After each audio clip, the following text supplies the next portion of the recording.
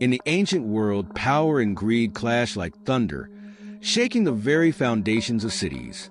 It was a time of kings and kingdoms, where the fate of many rested in the hands of a few.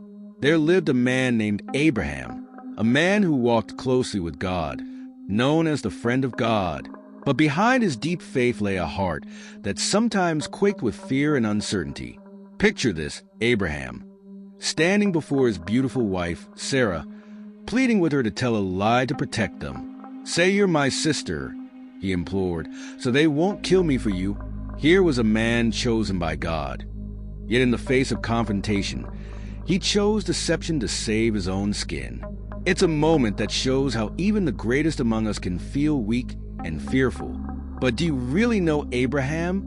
This same man, who feared confrontation, once gathered his courage and rallied his men to go to war against powerful kings. If you think you know Abraham, think again. Before we move on, don't forget to subscribe to our channel for more captivating stories from the scripture. Let's take a step back and explore who Abraham was. Originally named Abram, he was called by God to leave his homeland in the Ur of the Chaldeans, a place filled with idols and false gods. God promised him a new land, a land flowing with milk and honey, Canaan. And with unwavering faith, Abram obeyed, leaving behind everything he knew. He became the father of nations, a patriarch whose legacy would echo through the ages. As the years passed, Abram faced many trials. He and Sarah waited long and hard for a child, their hearts aching with hope. At times, their faith wavered, leading to missteps, like when they took matters into their own hands and had Abram's servant Hagar bear a child, Ishmael. But God reassured them, promising that Sarah would bear a son. And eventually, at the age of 90, she did. Isaac was born, and with him came laughter and joy. Now, let's shift our focus to Lot, Abram's nephew.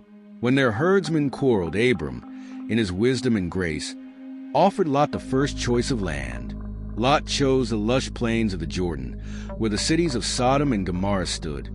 Cities known for their wealth, but also their wickedness. While they flourished in riches, their hearts were far from righteousness.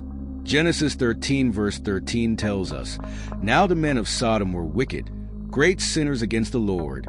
As Lot settled among them, the stench of sin began to taint his surroundings, and he would soon find himself caught in the crossfire of a greater conflict.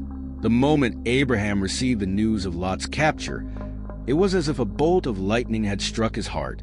His beloved nephew, taken prisoner by the coalition of kings led by Kedorlaomer of Elam, was now at the mercy of powerful men who had waged war against Sodom and Gomorrah.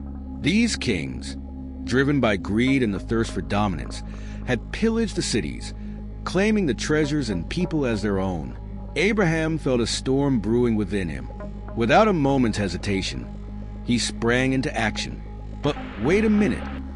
Where did a simple shepherd like Abraham find an army? It was easy to forget that Abraham was not just any shepherd.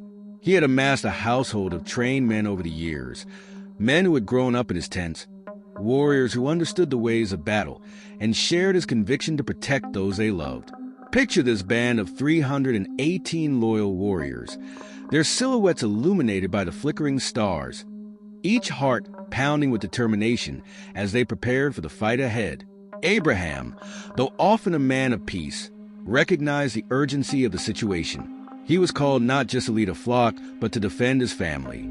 The kings, having feasted on their victories, were likely relaxed and reveling in their spoils, oblivious to the storm that was about to break upon them. At that moment, Abraham devised a plan, knowing that surprise was the key to victory. He divided his forces, a tactic both bold and strategic. Under the cover of night, Abraham and his men crept towards the unsuspecting enemy. Genesis 14 verse 15 paints a vivid picture of the scene.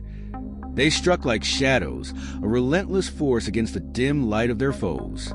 The kings, caught off guard in their revelry, were faced with the fierce determination of a man who was ready to save his beloved nephew. When the dust finally settled, Abraham emerged victorious. He had reclaimed Lot and the captives, bringing them back to safety against all odds. But the story didn't end there.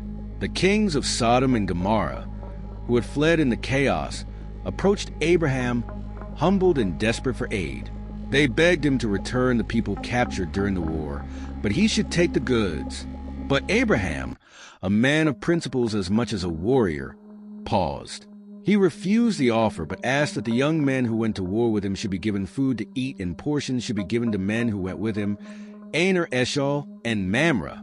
Abraham's journey teaches us that faith can coexist with action, and that true courage often emerges in the face of fear. Don't forget to like this video, share it with your friends, and subscribe to our channel for more stories that illuminate the timeless lessons of the Scripture.